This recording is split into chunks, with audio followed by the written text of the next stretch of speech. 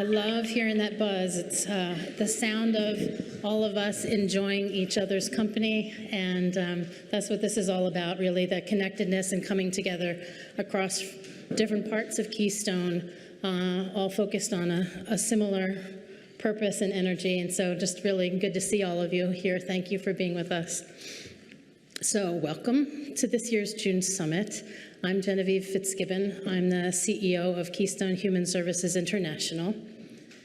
Before we get started, I want to make some housekeeping announcements, as well as recognize and thank those who've made this evening's event possible.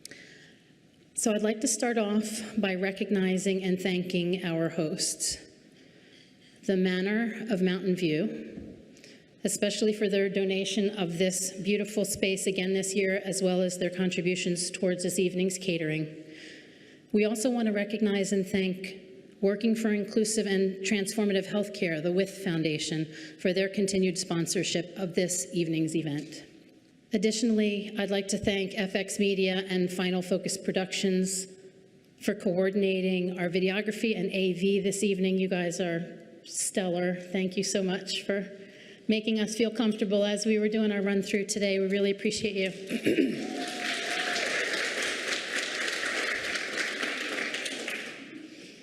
So we also extend our appreciation and gratitude to the communications team, Sandy, Sherry, for your help with sharing all of the learning and all of the different ways that you do that. To our development team colleagues, Shannon Bolton, Sarah Pincus, for their support in planning today's event, and Valerie Wyman for her efforts in bringing sponsorship to support this evening, and a humongous thank you to the support that Kayana Porter Bennett, International Programs Manager, gives every moment of, I think of 7 days a week, all the time. I see you now. There you are. Okay. I don't know, you manage everything amidst everything else. I'm not really sure how you do it, so thank you so much. So thank you to all of you for being here tonight. June Summit is an opportunity for us to come together across Keystone and to support each other's efforts at inclusion, and to share about our participation in the global disability rights movement as an ally to people with disability. Most of you by now have heard about the Listen, Include, Respect guidelines that were developed by Inclusion International and Down Syndrome International. These guidelines represent the first ever international standards for including persons with developmental disability in the work of organizations, in any sector, not just in human services. But Keystone Human Services has been partnering with Inclusion International to explore how these international standards can impact the work of an organization like Keystone that provides direct support. What happens when we apply a truly inclusive methodology and rights-based approach to the ideas of how we deliver good support? How do we empower ourselves to step more fully into our role as partners and advocates for inclusion rather than caregivers? We are intentionally partnering with people with disability in this work and learning how to be better advocates together, because that's what inclusion looks like. Last week, Keystone gave an intervention, or it doesn't mean the fancy word for a talk. We gave a talk at the UN during the general debate, the big meeting, the 3-day meeting of the Conference of States Parties to the Convention on the Rights of Persons with Disabilities. We spoke about our work and our decades-long advocacy for deinstitutionalization.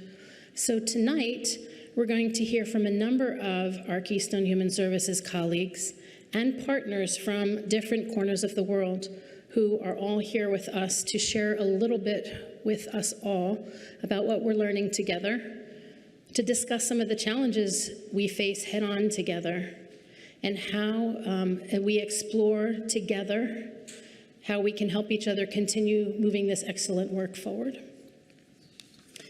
So, without further ado, I would like to introduce tonight's first speakers, Leah Klisch and Kayla Wells. Leah is our Director of Operations Education for Keystone Human Services, and Kayla, our Director of HR Education and Development. Please join us.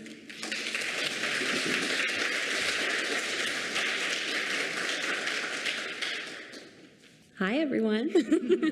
Thank you, Genevieve, and good evening, everyone. Thanks so much for having us, and it's wonderful to see you all. So Keystone Human Services understands that our most valuable asset is our workforce, and providing high-quality educational resources, training, and professional development opportunities to our teams is critical. They are some of the most powerful tools that we can offer to our employees to enhance the support that they provide to those who choose Keystone services. A wealth of educational and developmental opportunities is the most effective way to position both support professionals and supervisors to support those who choose to accept our services, to establish relationships and live a meaningful life that embodies their hopes, dreams, and joys. In recognition of this effort, in 2022, Keystone Human Services reorganized our approach to the education of our employees, and the HR Education and Development and Operations Education departments were established. The goal of our teams is threefold. First, to establish a mission-focused curriculum that is engaging, yes, training can be engaging, in line with our compliance standards and expectations, and prepares employees at all levels of the organization in each of our service areas to be confident and competent in their roles. 2, to partner with operations to develop the skill set of supervisors, increasing our ability to immediately fill critical positions with talented internal candidates, while focusing on succession planning and continued internal growth and engagement. And then 3, ensuring the consistent delivery of education and tracking measures across all regions. The synergy between our departments and consistent delivery of education really just results in the best possible experience for our employees and the highest quality of services to the staff, the people we support, and the organization as a whole. As part of Keystone Human Services, an organization dedicated to creating a more inclusive community and world, we also recognize that we need to reach outward to stay informed and educated about national and global work and events, to remain positioned internally to continuously challenge ourselves to re-examine the spaces that we build within the organization and within our respective teams, to engage in meaningful discussion around how we listen to, include, and respect people with disability, and how we learn and grow together. We are so excited to be here with all of you this evening and have the opportunity to learn from each of you about the amazing work that you are a part of to further our focus on building inclusive communities. Together, we are committed to broadening our knowledge and deepen our understanding of global trends and practices that can positively impact the lives of the people who choose to accept our services, the families and friends that we partner with, and of course, one another as teammates. And Kayla and I are also fully invested in contributing to those efforts. Over the course of the past year, we have partnered with people who choose to accept our services and support professionals from across the organization, many faces that I see here tonight, to discuss how we learn at Keystone Human Services and explore ways that we can better listen to, include, and respect people with disabilities in our operational programming and learning structures. So, using the Listen, Include, and Respect guidelines as a roadmap, teams across Intellectual Disability Services Delaware and Pennsylvania have worked together to prepare the people who choose to accept our services to be active participants in the interview process for prospective support professionals hoping to join the team, and lead training efforts focused on support practices so that new employees coming in are learning about what good support looks like and sounds like for each person supported by each person supported. And these teams within Keystone, led by the people who choose to accept our services, in collaboration with Tia Nellis and Ailish Hardy, who couldn't be here with us this evening, and allies now across the globe who have partnered with us in our Listen, Include, Respect initiative, have also inspired us to incorporate shared learning into our structure. As we move forward, we remain committed to creating spaces where support professionals and people with lived experience can learn together from people with lived experience. So this commitment also extends to collaborating closely with our partners in operations and support departments across the organization to embrace this development approach to our work. We are driven by an investment to the people who choose to accept our services and in one another, and of course then to design opportunities to better connect in a more intentional and a more meaningful way. In collaboration with one another, our departments have launched recently and excitingly an assortment of high-quality education and development opportunities, just to name a few, including things like the KHS Lunch and Learn series, the HR Supervisor Development Program, Building Healthy Relationships in Teams, and coming soon, workshops on unconscious bias in the workplace, proactive leadership skills, and creating positive team dynamics, and introduction to person-first leadership. Greg Willems recently shared with us that the most important role in the stories that have shaped our histories is that of the guide. Kayla and I are thrilled to be part of a facilitation team that are leading Inclusion Guide development sessions. Inclusion Guides are a critical component to actionize inclusive practices and incorporate our learning into our everyday interactions and workflows. Inclusion Guides support the space that is so critical for us to discuss and explore the application of inclusive practices. Our inclusion guides forge the path for higher performance. A deep understanding of the values of inclusion, diversity, equity, and a willingness to model inclusive behaviors encourages a work environment where employees can participate fully and engage at an even deeper level. Now, this work is super exciting. We will talk your ear off all day about how energized we are about it, but it's also really demanding and it is challenging as well. Earlier this year, Keystone recognized to boost this amazing momentum and continue to carry us forward, we needed to establish a more formal structure to support this work. We are delighted to share that Courtney Soto has accepted the position of Engagement Manager.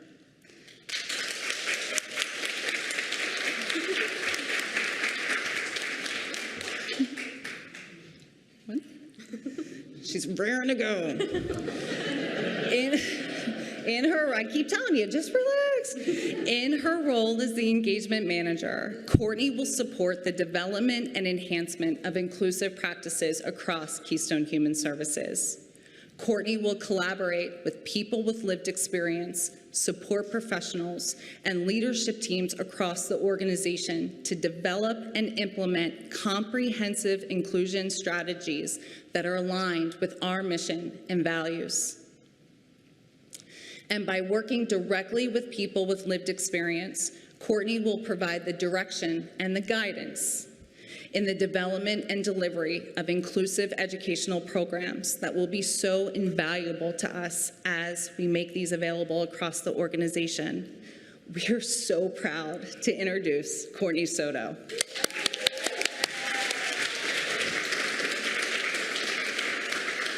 Thank you for joining us tonight in celebration of Keystone's extraordinary efforts and initiatives to create a more inclusive Keystone and world.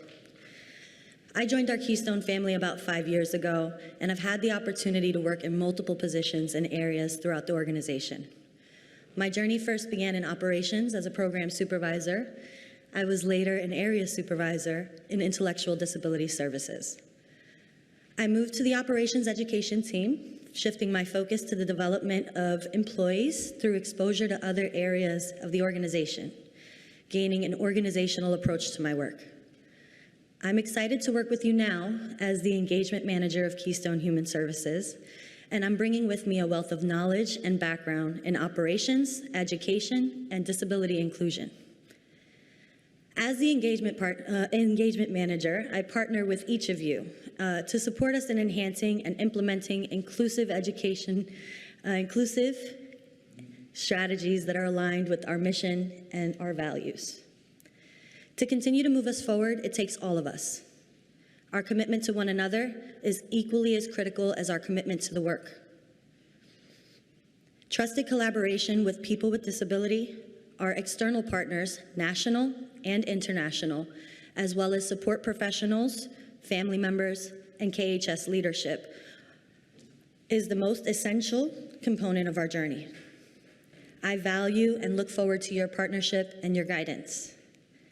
Our work on inclusion has helped us understand the importance of reaching outward. I couldn't be more grateful for the resource and partnership that we have in Inclusion International. Working with Tia Nellis and Ailish Hardy has been such a support and a huge resource. They stretch us to continue to do better. Together, we navigate learning and understanding that the Listen, Include, Respect guidelines are the roadmap in understanding the importance of involvement and rights of people with disabilities. I'm also extremely motivated by the opportunity to partner with our colleagues and self-advocates in Jordan and Finland as they adopt Listen, Include, Respect guidelines as their roadmap to becoming a more inclusive provider organization, and to connect with our own Keystone colleagues in Moldova and India. It's my hope that we can serve as a reminder to each other that we're not alone in this journey. We can lean on one another, collaborate by sharing resources and support to continue knocking down the barriers to inclusion across the globe. I'm so proud of the work that we've already done, such as development of shared learning opportunities where people who accept our services and support professionals can learn and grow together. There's still so much more that all of us can do. I'm excited that we're pushing forward as an organization and taking this important work to the next level. This is an opportunity to further support and develop skills in areas like communication, public speaking, and advocacy, to build confidence and competence in those with lived experience, so that they can facilitate and lead conversations about the provisions of good support and the empowerment in action. It's an opportunity to improve our shared understanding of what inclusion looks like from the context of service provision, and how to do this to the best of our ability. In doing so, we build a partnership with people with disability to guide our path forward and to help us do better. We further elevate Keystone, enhance our practices, and deepen our understanding of what it truly means for all to be listened to, included, and respected. I feel honored and privileged to be part of such a forward-thinking and innovative organization that places such intentional value on the people we serve and its employees. An organization that recognizes inclusion is a journey that is challenging to maintain, but something so important we knew it just couldn't be another thing to do. Over the past 2 years, our remarkable employees have reached out and asked, how can we help? How can we get involved? And in response, our leadership has put in place structure to maintain space for all of the great ideas and work that we have and that we do to create a more inclusive Keystone and world. A shared space that utilizes the Listen, Include, Respect guidelines as a framework to foster and inspire cross-organizational collaboration and accountability.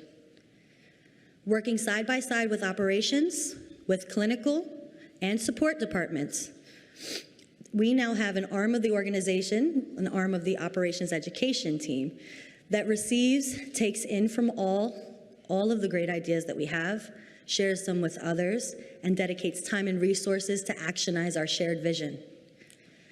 Tonight, I ask you to dream of a Keystone, one in which people who choose to accept our services can more effectively lead conversations about the support they wish to receive. A Keystone where everyone is valued and has a vital role to play as we continue to develop those supported to advocate for themselves and each other. I invite you to join us in making this dream a reality. We've developed tools that enable everyone the opportunity to raise their hands.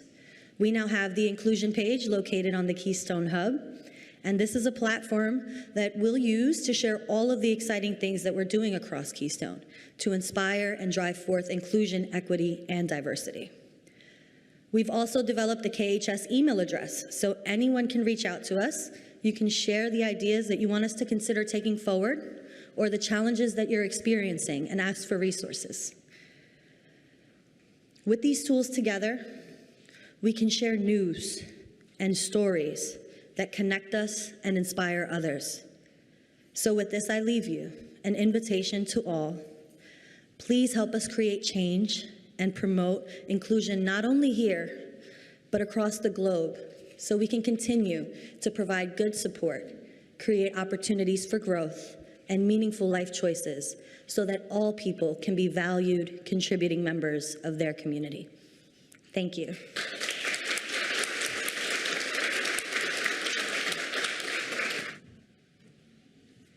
Congratulations in the new role. It's exciting. I really appreciate that we continue to, as an organization, try to make intentional ways that we're moving forward together, and this is one really excellent example of that. So for that support, we're really grateful, and we welcome your invitation, Courtney. I welcome your invitation that as we all look forward, each one of us from our roles and ways that we can contribute. So Courtney spoke about cross-organizational opportunities, and that's a lot about what June Summit is for. It's one of the chances that we really get to come together and support each other and encourage each other and have each other's back. And so one of the things this year that I'm really excited about is that we have additional inputs and additional stretch for us from Keystone Autism Services and Capital Area Head Start. So I'm really happy to be able to introduce Janae Yoder, who's a behavioral health specialist at Keystone Autism Services, to come up and share a bit about her work.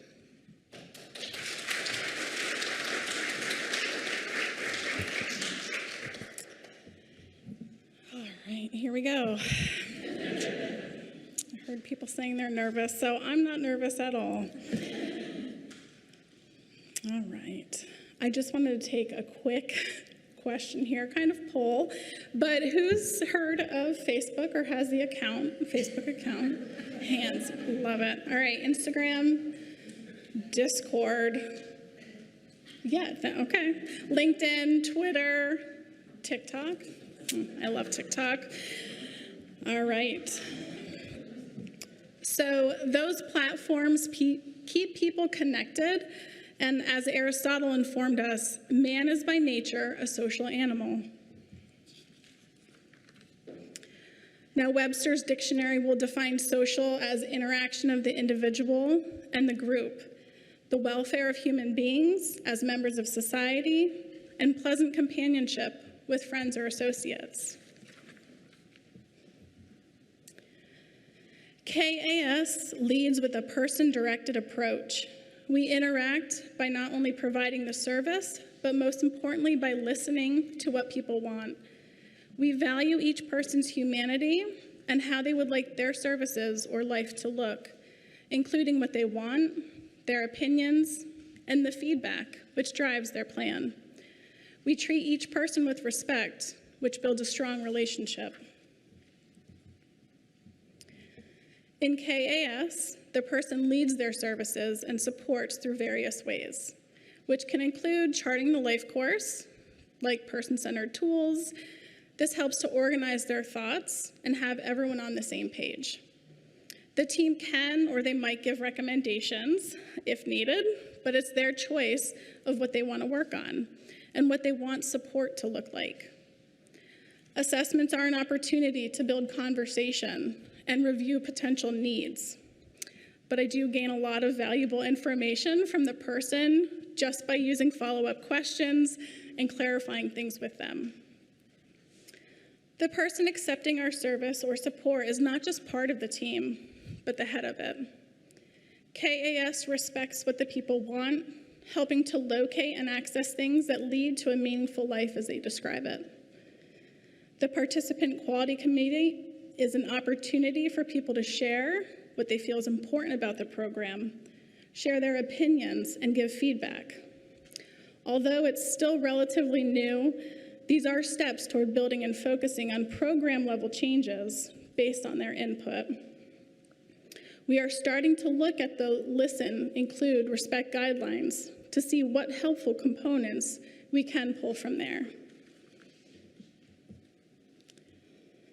In using our tools, it's important to keep in mind person-directed or person-first. The progress made by Jack is only one example in which asking and listening to what the person wants is far more successful than assuming what is best.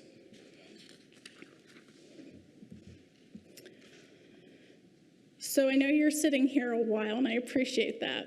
It's a short story, but there's really good information, so bear with me. Jack has been in the program for some time, always having a desire to find a new job. He's very outgoing, works great with his coworkers, and enjoys connections, but he's nervous about making them. He's had goals focused on employment because, well, that's what he said he wants, and it's important to his parents. Fast forward several years, Jack is still working at the same place, still wanting a different job in a different field. The Life Course Trajectory tool was suggested to him, and he completed it, helping to identify his life goals and what's important to him. It wasn't his goal of having a job Monday to Friday, 9 to 5, that really caught my attention, but really that he wanted to go travel all over. He wanted to be financially independent, own a dog, and live on his own. All of which requires a bit more money. And in conversation with him, we learned the focus on changing jobs was frustrating, overwhelming, and created a lot of anxiety. So the feedback from Jack was given to the entire team, and the idea of changing how we support him was approved by him. Just to clarify, when I talk about a team, it includes the people that Jack chooses to be a part of his life and journey. And his family listened to Jack's concerns about the pressure, and their focus reduced significantly. The team considered barriers and asked Jack his perspective. He shared his thoughts. We recommended some things based on that. He welcomed some of them, but not all, which is completely fine. One of which was skill development. Over time, he significantly improved the ability to communicate his thoughts and feelings about things. We revisited progress and barriers a while later. Jack agreed with the observations. He was interested in adjusting things again. The focus was still not on employment, but those other meaningful life activities, such as attending a sporting event. He earned extra money, recognizing that the current paycheck was not quite enough to accommodate that activity. He has since had several job interviews. He answered one of the reasons he was more ready to focus on a new job was because my parents put so much pressure on me, they get now that I want to do it at my own pace. So Jack's story would not be his success had he not been given a voice in his services or supports, included in the decision-making, and treated with the respect that he deserves as a human being, all of which are key to each of us, the person and team, working side by side as social beings. So Jack's story is dynamic, which is why we must always be open to improvement. It's one thing to take trainings and talk about person-centered and person-directed, while it's another to apply it. I think we all know we get busy. There are deadlines, requirements, we might forget some things. We're human. But it's important to stop and ask ourselves the questions.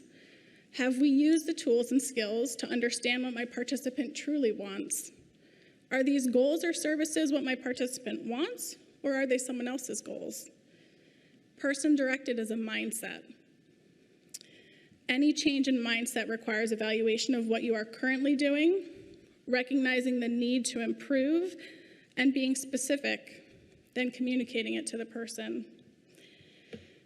I'll be the first one and the last to tell you that saying out loud, I made a mistake, or we didn't do this the best way, can be very uncomfortable. But we cannot grow without first going through those uncomfortable things.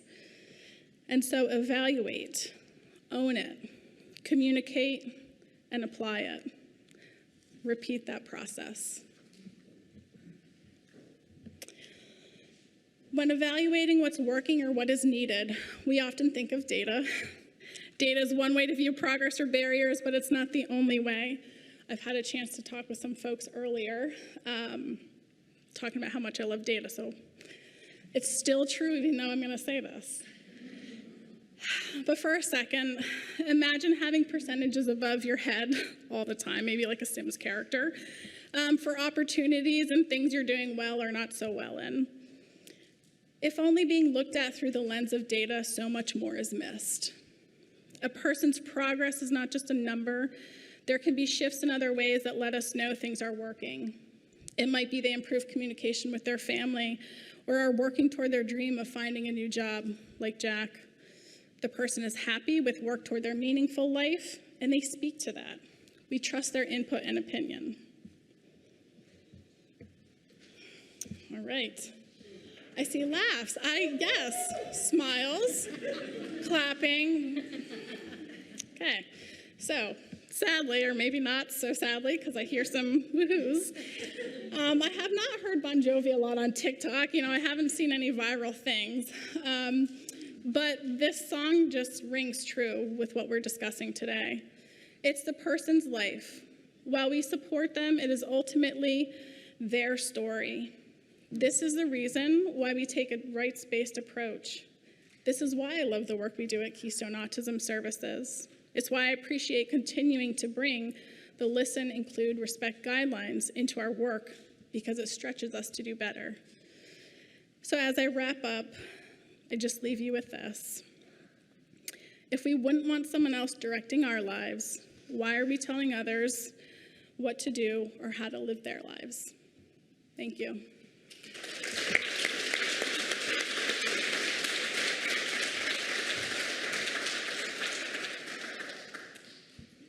Janae, I thought you were going to start singing to us. It's my... Okay.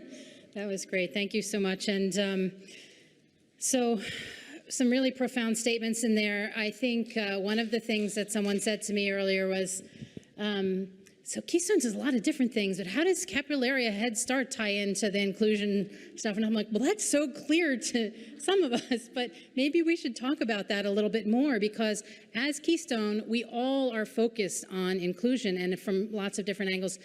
I am so impressed with how Capital Area Head Start has really been taking this initiative forward. And I asked Kale if she would be willing to speak a little bit about what that's like for Capital Area Head Start. And so let me just introduce Kale Richardson. Kale's the Director of Employee and Program Development at Capital Area Head Start. So Kale, please. Thank you.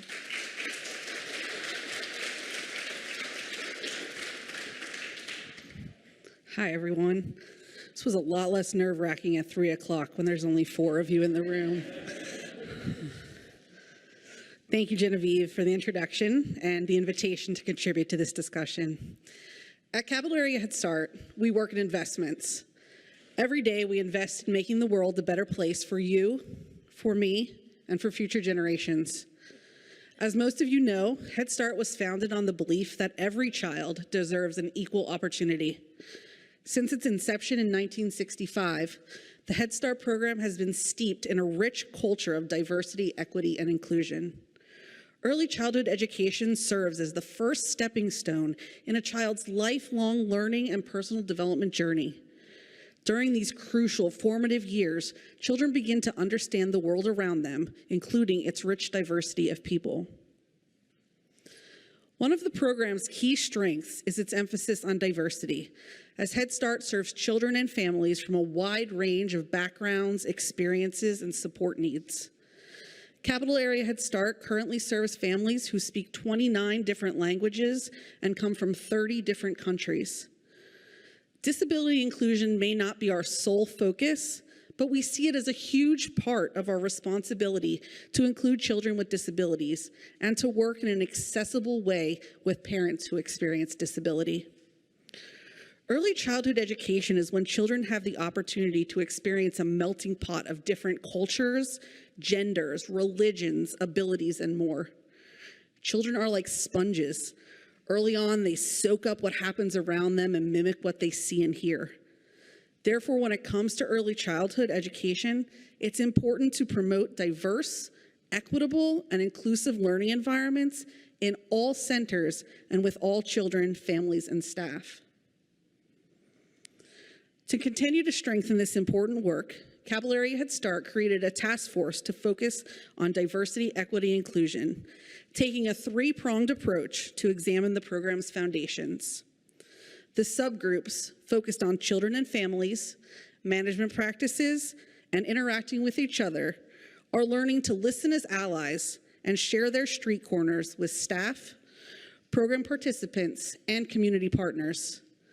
This approach has opened minds, started courageous conversations, and permitted us to be big. Through these conversations, CAHS began to break down barriers and obstacles related to diversity, equity, and inclusion. And all of this fits hand in hand with the principles of listen, include, respect. Through the work of this task force, multiple initiatives have been implemented with children, families, and staff. A series of diversity lessons were created by the Head Start education team and implemented in every classroom around the program. Centers held diversity days, lined the hallways with flags of enrolled families' countries, and incorporated multicultural and inclusive materials in the classroom environment. Home visitors work with translation services and enrolled children's family members to provide information in families' preferred language. Paperwork, classroom labels, important messages, and emails are all translated and written on an appropriate reading level to ensure families receive the information they need to assist their child on the path to school readiness. And we're certainly interested to dive more deeply into the Listen, Include, Respect guidelines to see how we can make our materials and meetings even more accessible. I hope you all know the Keystone Inclusion Guides in your area. We've trained our staff as inclusion guides as part of our continued focus on inclusion, diversity, and equity. These inclusion guides act as models of inclusive behavior across the organization and are a peer-to-peer development process. The inclusion guides have recently rolled out training for all staff on inclusion concepts such as Buddy List and Person on Earth. Using these concepts universally has set a consistent foundation for all staff as they attend trainings and meetings, eliminating some of that anxiety or uncertainty around entering a space with people you may or may not know, creating a sense of belonging for all. This is the same goal I understand is part of Listen, Include, Respect, making meetings more accessible, creating more space for everyone, including everyone. It's exciting to think about how we can improve our work even further by working with trained guides who are people with disability. We're looking forward to how this engagement work progresses. The pictures displayed here are of a Diversity Day event at the Capital Area Early Learning Center. At this center, the percentage of children with disabilities in each classroom ranges from 17 to 28%. We work in close partnership with the Capital Area Intermediate Unit to make sure we are properly supporting children with disabilities and their families. But we're always looking for ways to do an even better job with inclusive education approaches. The partnership extends beyond the Capital Area Early Learning Center as Head Start employs 5 inclusion support specialists and 3 special service coordinators who provide direct support to and case management for children with disabilities in classrooms across our program. Early Head Start home visitors partner with early intervention special instructors to provide consistency for families and practices and goals. At times, families may be duly enrolled with both Capital Area Head Start and the Capital Area Intermediate Unit to provide comprehensive services to the families. Currently, Capital Area Head Start serves 120 children with a diagnosed disability. That's about 20% of our enrollment. And there are another 164 children on the waiting list with a suspected disability. Just like to share a quick success story of a child who's been receiving inclusion services with us. At time of enrollment, mom shared that the child had extreme behaviors and was destructive at home. At this point, the family had had to replace the TV 6 times. She shared that the family cannot go to stores or restaurants as the child would cry, scream, hit. In the beginning of his time in our classrooms, he would bite, scratch, kick, threw anything he could grab, tried to destroy things when he was angry. When he was finished eating, he would throw his food across the room, and he tried to escape out of the exit doors multiple times. After working with our inclusion staff for 14 months, Mom was so excited to share that for the first time, she and his dad were able to play with him. It was the first time that he was able to engage with not only toys, but his parents as well. They were able to eat at a restaurant as a family for the first time. He began following the classroom rules. In fact, he knew the rules so well that he was quick to point out if another friend wasn't. He also grew in his speech, and as we worked with him, we were able to prompt him to use words, and he began repeating those. This is just one of many successes we've found with our inclusion support model. An ongoing challenge for us is engaging families with disabilities. Engaging parents with disabilities and learning differences strengthens family well-being and supports the healthy growth and development of their children. Like all caregivers, parents with disabilities and learning differences partner with family, friends, and professionals to care for their children. Engaging parents with disabilities and learning differences is a big part of providing equitable and inclusive services. As staff deepen their relation with a parent and truly listen to them and respect them, they will learn more about that person's goals, interests, and ways to more fully include them. This knowledge will help staff provide appropriate and accessible communication methods, program delivery, and services. We would love your support in helping to provide staff with the knowledge needed to increase accessibility, build rapport, set goals, and assist us in developing partnerships with parents. This may include training and consultation, and must absolutely include ongoing conversation. We're excited about the intentional space Keystone has created for this collective work. Capital Area Head Start believes deeply in the work around diversity, equity, and inclusion. We're proud of what we've accomplished so far and hope to play an even larger and more collaborative role in the development of this work across Keystone. This work around inclusion and our global work are great entry points for that collaboration. As our Head Start logo states, it takes a community to raise a child, and CAHS would love to have a more interconnected role within the Keystone community. Diversity and inclusion in early education are not just buzzwords. It's a transformative process with profound benefits for children, families, and society. By embracing and celebrating differences, we prepare children for a globalized world and foster empathy, respect, and inclusion. Early education environments that actively promote diversity and inclusion are the fertile grounds where young minds learn to appreciate the rich mosaic of humanity, and in doing so, become compassionate, open-minded, and socially conscious individuals who are equipped to thrive in an increasingly interconnected world. As parents, educators, and stakeholders, let us continue to prioritize and invest in the power of diversity and inclusion in early childhood education, ensuring a brighter and more inclusive future for all. Thank you.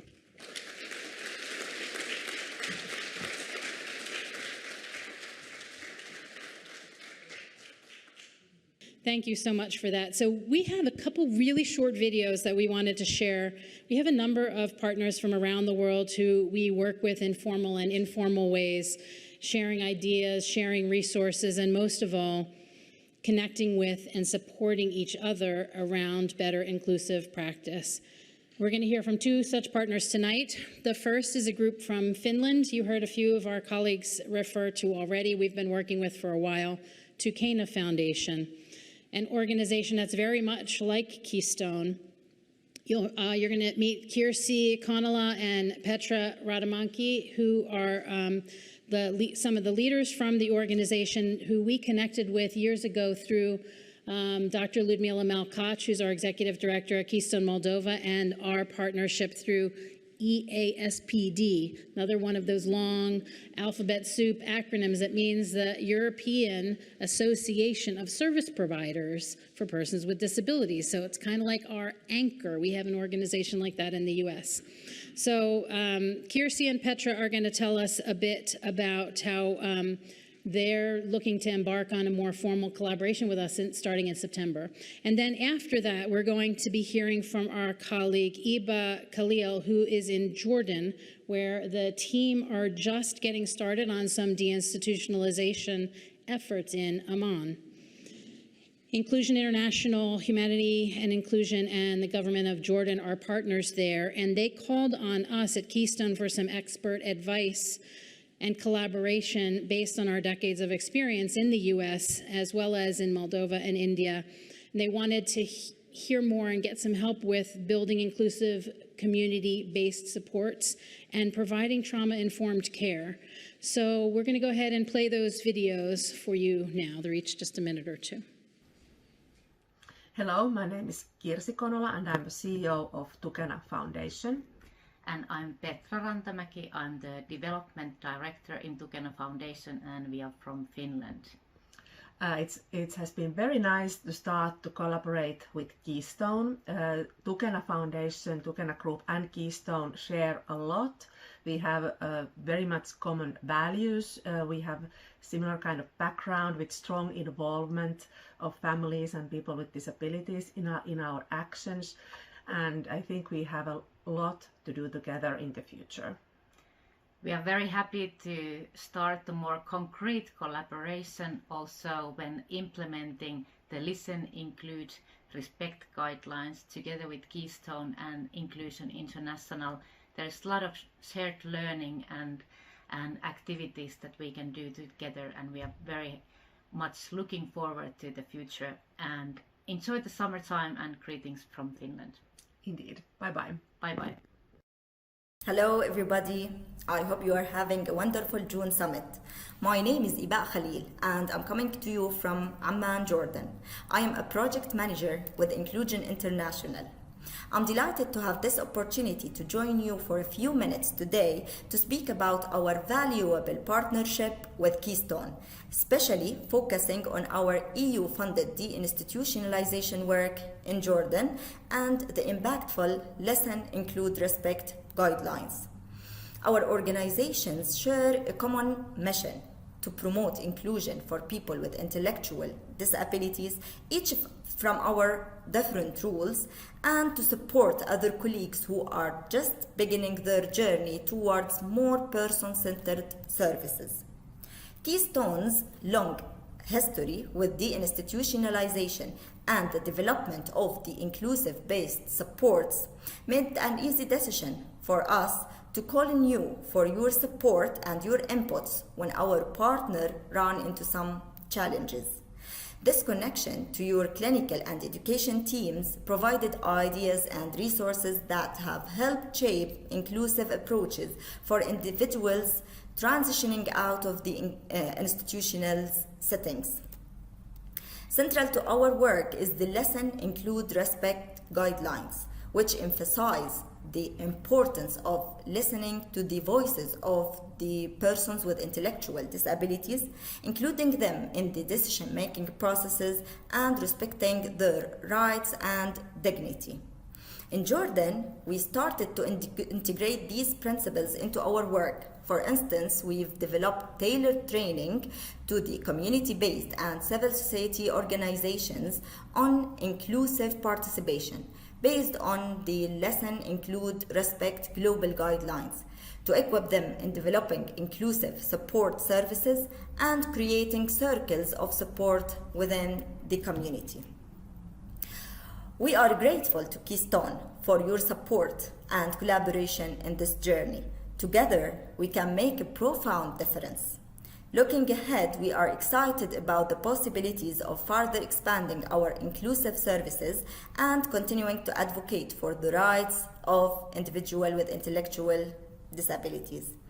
Thank you, and we wish you a successful event today.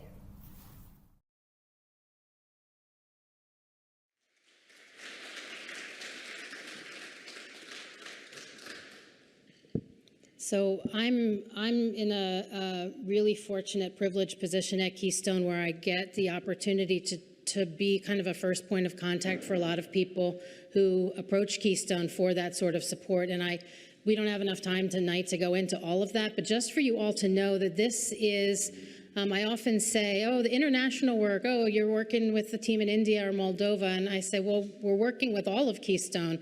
The reputation of Keystone is our 50 years of history in doing this work, and the support and the engagement across all of what we do, making sure that people with disabilities are at the center and at the front of the work. Very much the idea, sometimes we forget in the United States that if you stand anywhere else in the world and you look at the United States, we're an international destination. So we're all part of this global movement, and we're all part of global advocacy. And I'm really proud to be working at an organization like Keystone that others look to say, can you provide some support? And that our leadership here is often very accommodating to say, offer that support. That's our role, our responsibility. Sometimes it comes with formal finances and resources, and sometimes it means we're gifting a few hours here and there to support colleagues across the world. So I just want to make sure that, if you have questions to learn more about that, please, approach any of us. So it's my profound honor and privilege to introduce or reintroduce you to Tia Nellis. Tia currently works with Inclusion International as a self-advocate consultant on Listen, Include, Respect, and also as part-time self-advocate engagement coordinator for TASH. She also serves on U.S. President Biden's Committee for People with Intellectual Disability, to which she was appointed in March of 2022. So, Tia, come and join me. We'll have a bit of a chat.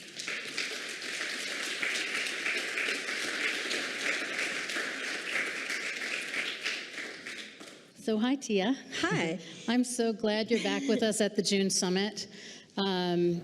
You know that Keystone has been a member of Inclusion International for some time, and that we have been hearing from a lot of our colleagues tonight about how we've been continuing to try to integrate the principles that are in the Listen, Include, Respect guidelines into our work. And I'm wondering if you would share with our audience tonight, why is Listen, Include, Respect so important, or why were the guidelines even needed in the first place? So first, I'd like to say thank you for inviting me back again. And to some of the self-advocates that I talked to tonight, talking about their dreams. So your advocacy work is happening. I just wanted to share a little. We talked about what you want if you could have a dream job. What would you want to have as your dream job? And this isn't in the script because it just happened outside of the room. You're going off script? I love it. That's what I love about it. So it's an impromptu thing. But someone shared they wanted to be an electrician and they wanted to own their own business. Two very important things that are on people's minds. And so to have that courage to speak up and to talk to somebody about it. And I shared with them that now that they shared with me, they got to keep on talking to other people about that, because it's really important. If they want their careers and their dreams to come true and the things that are important to them, they got to keep speaking up and telling people. And that's what sometimes having that peer-to-peer kind of support we'll talk more about is a way for people to support each other and understand that, but then help encourage them to share with others. Thank you. I'm glad you shared that, Tia. And I think you make an excellent point also that this is why the listen, include, respect guidelines are needed, because it's not only about speaking up for ourselves, but it's also about understanding how to better listen and include and respect each other. And that isn't always something that's easy to do. It's not something that we're brought up in this community to do easily. So it's something we have to learn. And I think the guidelines, I'm really excited about with the guidelines is because we have a lot of things that help people with physical disability to be included. And that's very much important. I'm not saying that we should not respect and help people with physical disabilities, but there's not a lot of things out there to help people with intellectual disabilities to be a part of things. They're always thinking of making things accessible, getting in the room. All that's important, but it's also important to know how to communicate with people, how to interact with people, how people may need pictures instead of words, how they may need both. Just figuring out those kinds of things. And in the guidelines, it talks about that and gives you resources and tools of how to include people with intellectual disabilities in all those main parts of your organization. And not just provider organizations, but in other places too. It's an opportunity for people to learn how to include people with disabilities in your community, in other work that you do, and an opportunity to learn from each other and build that team. We have a saying called, "Together everybody achieves more." So everybody has a role to play. And the more that we do that together, the better it's going to be. Thank you so much. I like that saying, that motto. And speaking of everyone has a role to play, I want to recognize someone tonight, Bill Krebs. Bill, can you stand up? So Bill Krebs is Advocacy Coordinator at Keystone. And I wanted to make sure that everyone knows who you are, because you know a lot of people at Keystone, but not everyone knows who you are. And this is just one other opportunity to make sure that everyone knows that Bill has been working with Keystone for about 5 or 6 years now and has been doing, consistent work and has been a really strong partner with the Listen, Include, Respect work. I know that you've known Tia for some time, so I just wanted to honor you and thank you for the continued work, and we're looking for more ways to continue picking your brain, Bill, because you've got a lot of experience and we appreciate that. So thank you.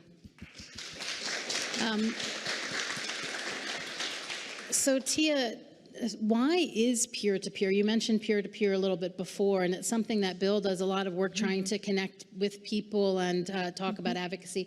Can you talk to us a little bit about why peer-to-peer connections are I think it's important for people with disabilities to have support from each other, because we have lived experience together. And people more accept each other of talking about, they know what people have gone through in their life, so they feel more trusted. It's sort of like when you have a shirt on and your mom tells you to go change and you kind of ignore them, right?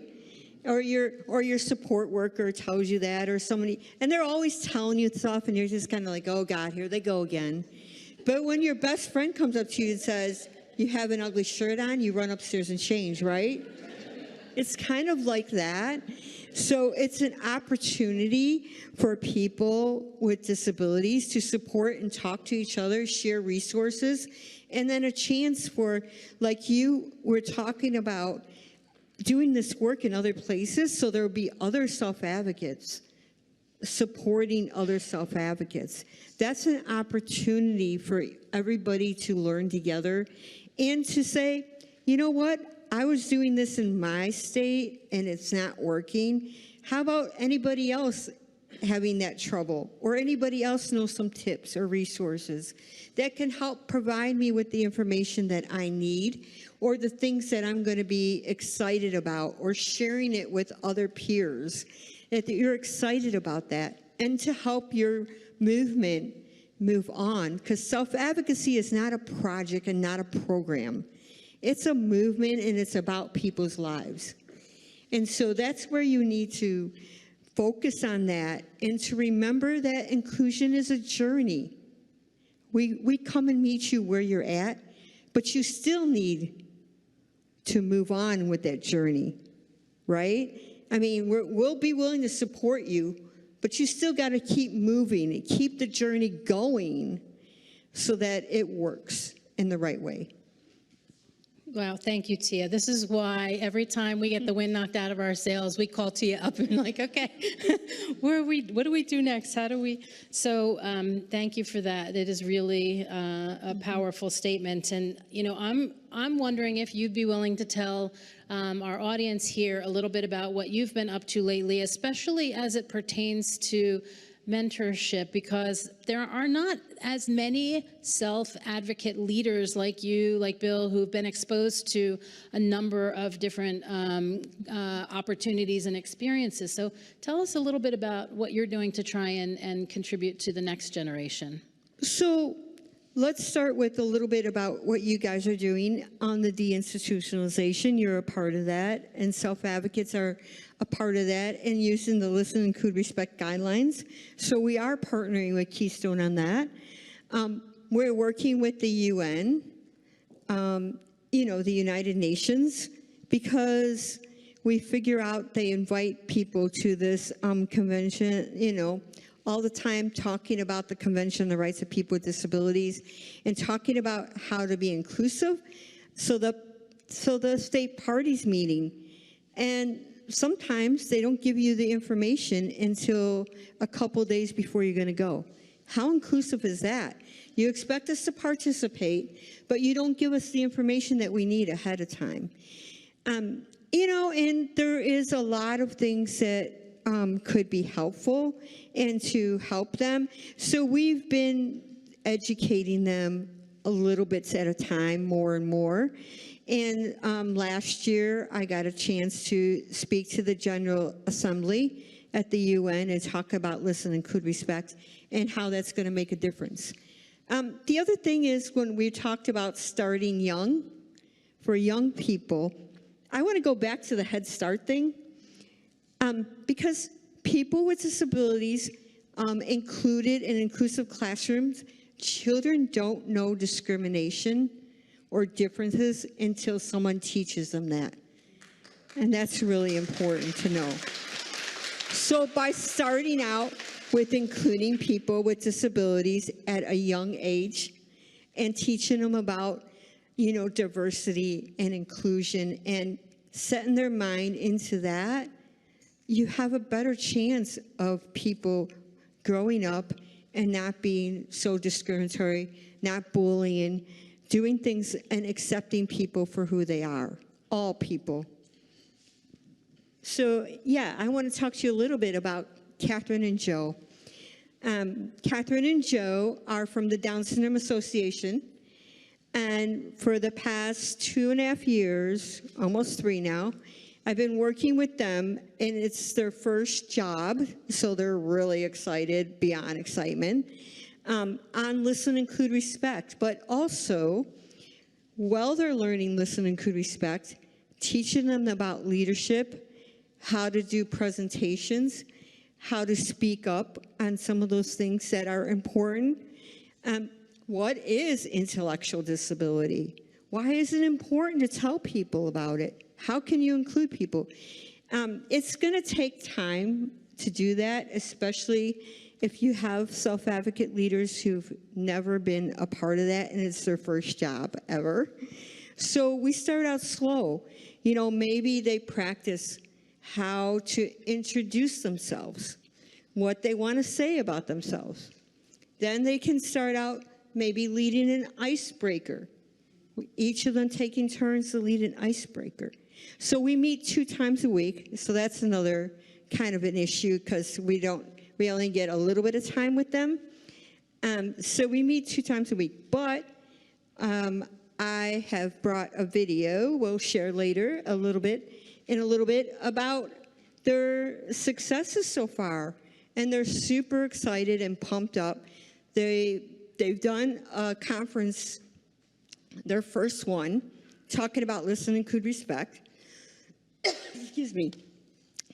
And then later on next month, they're going to Australia to present to people and talk about why Listen, Include, Respect is so important and why they should be a part of that. So should we roll that video? I thank you Yeah, for that would be bringing great. that so we can meet Joe and Catherine.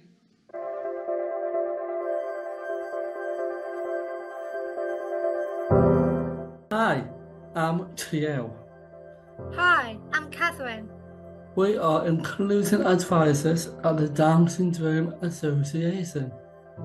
We are learning how to deliver training on the Listen, Include, Respect guidelines.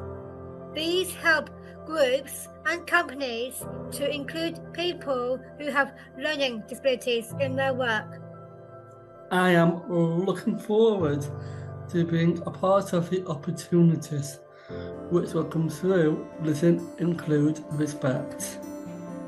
I am enjoying learning new things which I had never expected to do. The DSA has changed me a lot. We recently spoke at the Learning Disability England National Conferences.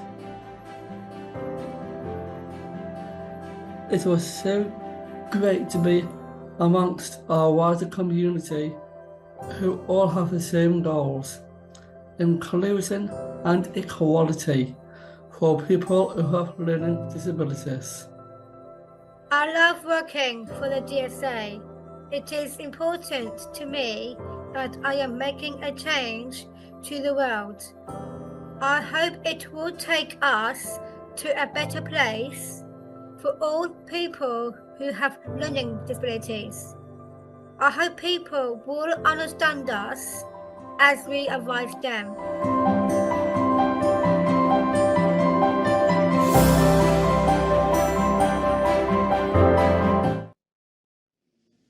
Thank you for allowing us to meet Joe and Catherine, part of the next generation of advocates, and really interesting to hear about your work, Tia. And just as we're wrapping up, I wanted to ask you one more thing.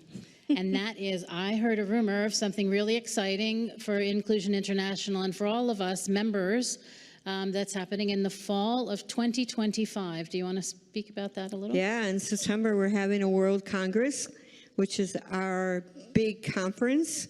It's an opportunity for people to learn about Listen, Include, Respect more. And the groups that are also doing Listen, Include, Respect, a chance to do that peer-to-peer support with each other and learn from each other and share ideas and how their things are going around with their organization and supporting and what they're doing. And a chance for self-advocates to be a part of that, to do that peer-to-peer support. The trainers who are doing Listen, Include, Respect now, and the trainers who want to do, and people with disabilities who want to be a part of Listen, Include, Respect. So our dream is to keep the message going and interacting with other people, and that's an opportunity from people all over the world that is doing the work just like you're doing here. So we're excited, looking forward to that with you. And I just wanted to say a big thank you to you again, Tia, for being here, for your guidance, for your support and mentorship. And thank you. Well, thank you. But first thing you need to do is clap for everybody in this room. Because it's always important to remember to celebrate. We always get so caught up on, oh, we got to do this, we got to do that, we got to do this, we got to do that. And we don't take time to celebrate our accomplishments. And that's what it's really important to tell you, to celebrate your accomplishments so that you don't burn out, so that you keep it going, you keep the excitement as a part of that. And you could see there's a lot more people around you that are feeling that this is really important to people with disabilities as a whole. And all they really want you to do is to listen to them, respect them, and include them. Thank you.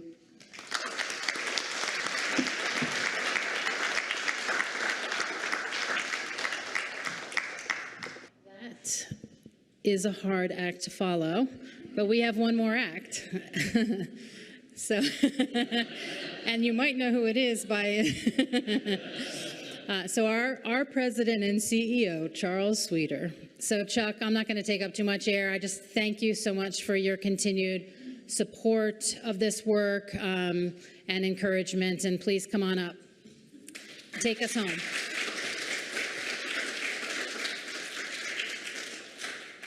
All right.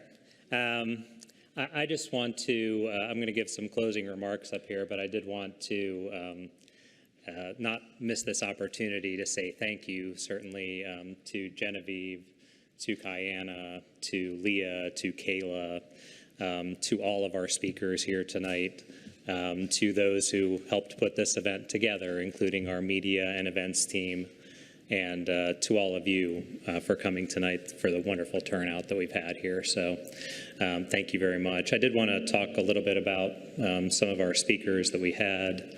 Janae, you talked about, I love the statement, person-directed is a mindset. That was great for me. And Kale, thank you for tying kind of Head Start into this initiative also. It feels like we keep expanding this June Summit every year. And Tia, thank you for the wonderful examples and reminding us to celebrate ourselves. And another thing that you mentioned, you started out by talking about dream jobs. I decided here tonight that this is my dream location because it has both no cell phone service and a mashed potato bar, which was lovely. So I'm trying to rent office space out here. So we'll see how that goes. But I did want to just kind of give a few statements to wrap it up. And I've been trying to kind of give these statements with no notes, but I've given a few talks in the past few weeks, including having the opportunity to speak to our new inclusion guides, which was great in Lancaster last week. So for me to stay anywhere near on topic at this point, I figured I would write some notes down. As many of you in the room may or may not be aware, our services in intellectual disabilities are highly regulated. There are so many things that our staff have to coordinate, and that includes meals, it includes medication, doctor's appointments, documentation, home safety requirements, coordination with families, staffing, and those were like 10 things that I just thought of off the list before I even started thinking here. So in that environment, you really have to be organized and regimented where things get missed. And in Pennsylvania, for our intellectual disability services, now performance-based contracting is also at our doorstep. And that's going to bring percentages and ratios and other measurements that are going to get added to all of the above things that I talked about.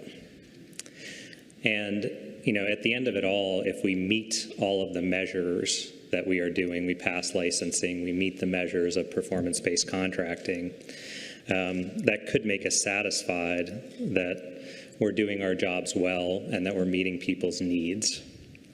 But what it really doesn't measure is, are we meeting people's wants? And are we meeting people's hopes? And are we meeting people's dreams? And that's what this Listen, Include, Respect initiative is really all about. And my vision for Keystone is that we continue to innovate our services and progress and learn and evolve in how we deliver them. And and progress itself has a lot of enemies. P.T. Barnum, who people my age and maybe above know, said that comfort is an enemy of progress. And the more comfortable that we are in providing services in the same way, the less likely that we transform and become leaders. And transforming requires something that I talked about in my annual meeting speech this past year, and something that we've talked about in our inclusion, diversity, and equity efforts, and that really is leaning into discomfort. Another challenge that progress has, and it's a Winston Churchill quote, is that perfection is another enemy of progress. And that's true. We need to remember through this that the Listen, Include, Respect process is a journey. It's not a destination. And together we're going to try new things. and we're going to have some great successes, and there's going to be times where we come up short. And we'll learn, and we will adjust. And we'll ensure that Keystone is considered a model in person-centeredness and inclusion, because that's who we are. It's in our DNA as an organization. And together we'll continue to be better partners with people who accept our services. So with that, I will wrap up this wonderful event. Again, thank you all for coming. I invite you all to stick around if the mashed potato bar is open. I can't stress it highly enough. But I will probably be near it. But I encourage you all to stick around for further conversation. And again, thank you all for coming here tonight.